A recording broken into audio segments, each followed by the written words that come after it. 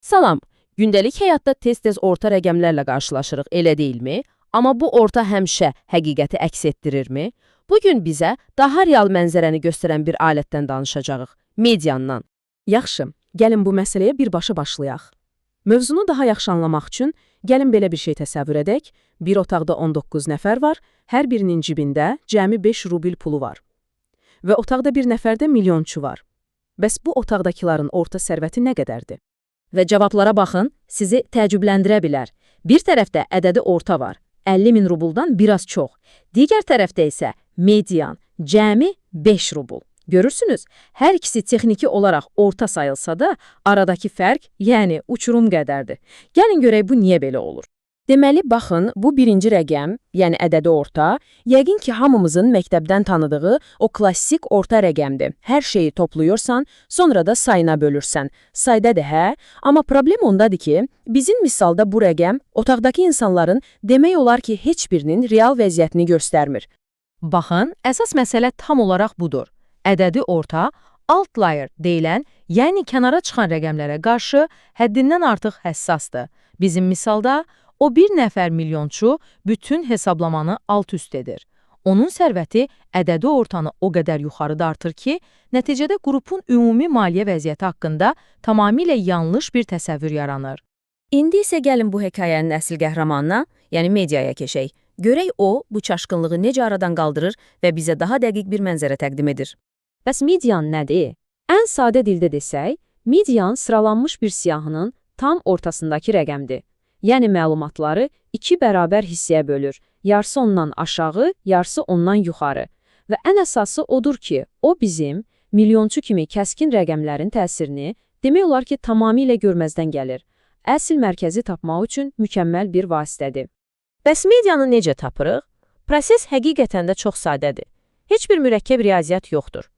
Birinci addım. Bütün rəqəmləri kiçikdən böyüyə doğru düzürsünüz. İkinci və son addım.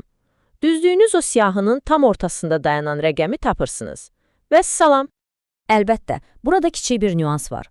Əgər siyahınızdakı rəqəmlərin sayı təkdirsə, məsələn 7 dənədirsə, işiniz asandır. Tam ortadakı, yəni 4-cü rəqəm sizin medianınızdır. Yox, əgər rəqəmlərin sayı cütdürsə, məsələn 6 dənə, o zaman ortada 2 rəqəm qalır. Bu halda da həmin o 2 rəqəmin, yəni 3-cü və 4-cü rəqəmin ədədi ortasını tapırsınız. Yenə də prinsip dəyişmir, məqsəd tam mərkəzi tapmaqdır. Yaxşı, nəzəriyyəni bir kənara qoyaq, gəlin görək bu media konsepsiyası real həyatda, məsələn, bir biznesdə necə işləyir. Konkret bir nümunəyə baxaq, avtomobil satışları. Burada doğru məlumatı əldə etmək həyati əhəmiyyət daşıyır. Təsəvvür edin ki, siz bir satış menecerisiniz. Ayın sonunda sizə bir orta satış hesabatı təqdim olunur. Amma bu hesabat çox aldadıcı ola bilər. Niyə? Çünki ay ərzində satılan bir neçə çox bahalı, lüks avtomobil ümumi orta rəqəmi süni şəkildə şişirdə bilər. Nəticədə, əslində heç də yaxşı olmayan bir performans uğurlu kimi görünə bilər. Baxın, real satış məlumatlarının təhlili məhz bunu göstərir. Məsələn, deyilir ki, Toyota ən yüksək median satışlarını nümayiş etdirir. Bu cümlə bizə nə deyir? Sadəcə çox satdığını deyil, həm də bu satışların sabit, yəni aydan aya davamlı olduğunu göstərir. Bu, medianın bizə verdiyi vacib bir məlumatdır. Bu qrafikdə vəziyyəti daha aydın görmək olar. Baxın, Toyota'nın sütunu həm yüksəkdir, həm də sabit olaraq qeyd edilib. Bu o deməkdir ki, onların tipik bir aydakı satışları həqiqətən də çoxdur. Ford'a baxsaq, vəziyyət daha dəyişkəndir. Bəzi aylar çox, bəzi aylar az satırlar. Ədədi orta bu fərqi gizlədə bilərdi. BMW isə daha fərqli, niş bir bazarda olduğunu göstərir. Median hər markanın əsl xarakterini ortaya çıxarır. Deməli, biznes üçün buradakı əsas dərs nədir? Median bizə sabitliyi göstərir. O, bizə tipik bir ayın necə keçdiyini deyir.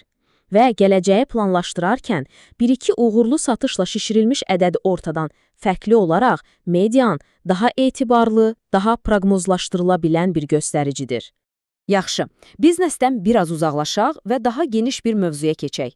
Gəlin görək, media bizim cəmiyyətimizə, maaşlarımıza və ümumilikdə iqtisadiyyata necə təsir edir. Bu, hamımızı maraqlandıran bir mövzudur. Milyonçu misalını xatırlayırsınız, eyni prinsip maaşlara da aiddir.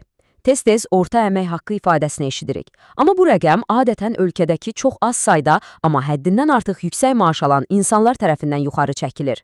Median əmək haqqı isə bizə daha real bir mənzərə verir. O bizə göstərir ki, əhalinin düz yarısı bu rəqəmdən az, digər yarısı isə çox qazanır. Yəni tipik bir insanın qazancını.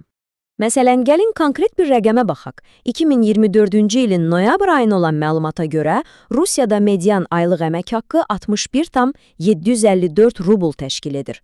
Bu, sadəcə bir statistika deyil. Bu, ölkənin iqtisadi sağlamlığını, yəni tam mərkəzdə dayanan insanın real gəlirini əks etdirən çox vacib bir göstəricidir.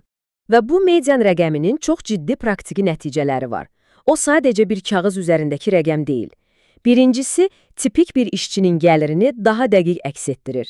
İkincisi, hökumətlər bu rəqəmdən sosial siyasətlərini müəyyən etmək üçün bir növ meyar kimi istifadə edirlər. Məsələn, Rusiyada minimum əmək haqqı median maaşın 48% səviyyəsində müəyyən edilib. Baxın, bu, bir statistik göstəricinin birbaşa milyonlarla insanın gəlirinə necə təsir etdiyinin bariz nümunəsidir. Beləliklə, bütün bu nümunələrdən sonra ağla bir sual gəlir.